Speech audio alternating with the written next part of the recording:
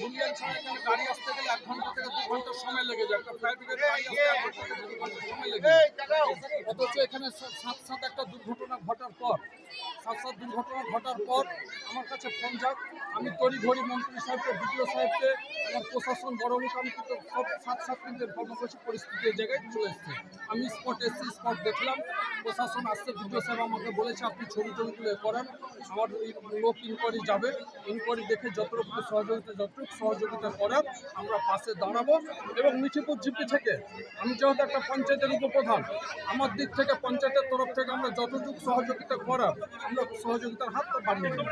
আজকে বিডিও সাহেবকে আমরা আশ্বাস করবো যে বিডিও সাহেবের যতটুকু করার উনি করবেন। এখানে ফায়ার ব্রিগেডের জন্য প্রত্যেকজন দাবি করছে, এই ফায়ার ব্রিগেডের জন্য বিগত দিনে এগুলো দাবি দাবিটা তো এটা ধরেন মানুষের যেটা দাবি সেটা একদম বাস্তব দাবি, কারণ আমরা দীর্ঘ কয়েক বছর ধরে আমরা দেখে আসছি